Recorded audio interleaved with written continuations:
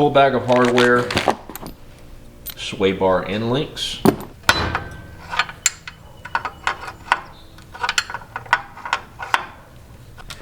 Hey friends, welcome back to the shop.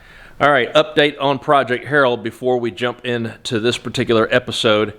He is still on jack stands. We are still feeling the pain points from the supply chain lag, and because we are upgrading our tie rod sleeves, no one has them in stock. Literally 4 weeks plus in order to be able to get them in, unless you're spending top dollar for the most expensive sleeves out there.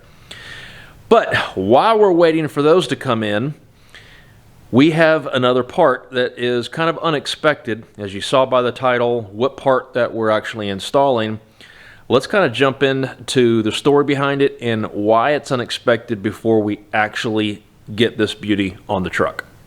If you've been following along on the story with Project Harold, you know that we moved to all new suspension in the front, and that is including tubular control arms. Now, when I was actually in the process of purchasing this kit, it did not dawn on me that the stock OEM sway bar would no longer fit on our lower control arms. Let's go ahead and show you exactly what I'm talking about. All right, so the OEM lower control arm had a bolt-in for the original sway bar underneath here. Of course, you're not going to have that on the tubular control arms, and I didn't even think about that when I was ordering all of this. So now we're going to move to a sway bar with end link combination, and the end links are actually going to mount into here.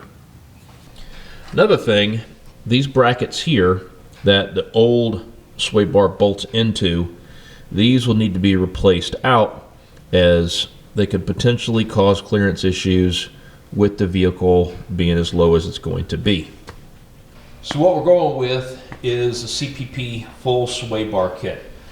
Now, not only is this significantly less expensive than its competitors, I mean $100 to $200 less expensive, this actually includes everything that the others do not. So we have our high clearance brackets that we're actually going to replace the OEMs with. You've got your bushings that will end up bolting on to here.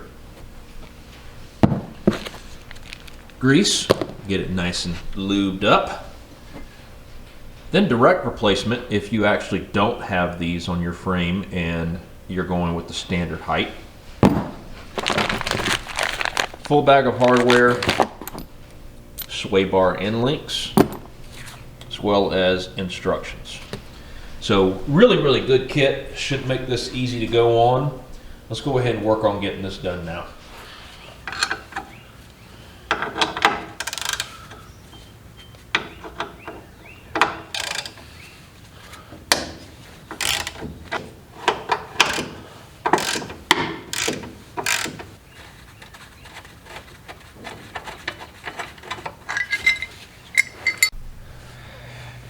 All right, one side on. A few moments later. You can't be serious. You cannot be serious. Well, they don't give you much room to be able to cut this thing off, but I don't have any other choice. Let's go in for surgery.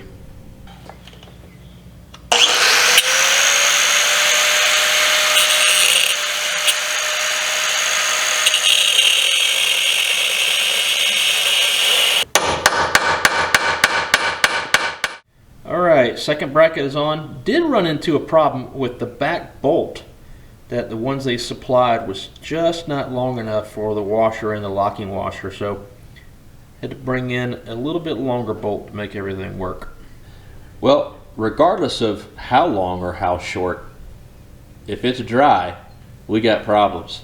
So Dana's going to go ahead and lube these up so we can get the sway bar inserted in easily. With all of its twists and turns. Oh,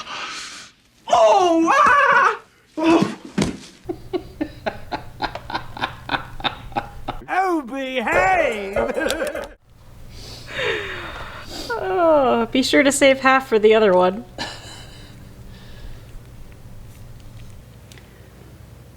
So you do have to pull your bracket off so that you can open it up to get it onto your sway bar.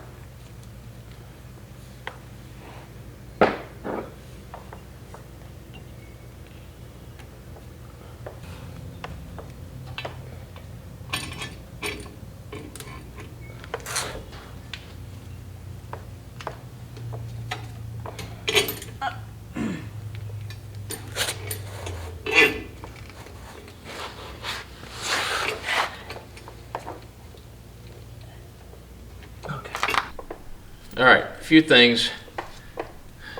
Ideally, put the sway bar on the end links first, in between the two bushings. And the bushings have little nipples on them, so you know the nipple goes through the hole. Now, on attaching the bar actually to the brackets, recommend that you start on the back one because you have more space to be able to get your fat sausage fingers in there and start to tighten everything up before we move on to the smaller area there towards the front. All right, let's continue to have fun with this shit. All right, tech tip here, as we initially used the jack to lift the bar itself, but that was not working, so we decided to use the jack directly under the bolt going through the clip into the bracket. It's with the lowered bracket, there's not a lot of room to put everything inside of there. So this actually helped out quite a bit.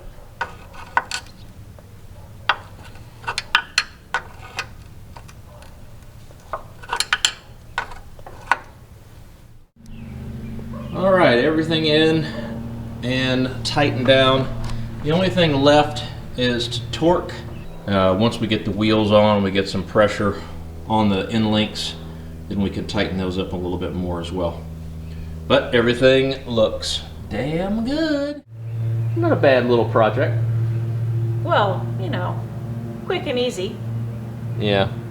Always something that pops up and messes us up. We got to figure it out as we go along, because the instructions, as great as they are, they don't tell you everything that you're going to run into. So there we go, another part on Harold. Hopefully not too much longer we can get the other parts in so we can get this damn thing on the ground. One step closer to shaving. One step closer. One step closer. Well, until next episode, thanks again for joining along on the journey, as wild as it is. Hopefully it was entertaining in this episode. And hey, if you're looking for this particular sway bar and this was helpful, be sure to give us a thumbs up. Let us know your thoughts. And until next episode, take care, stay safe. We'll see you soon. Bye. Bye.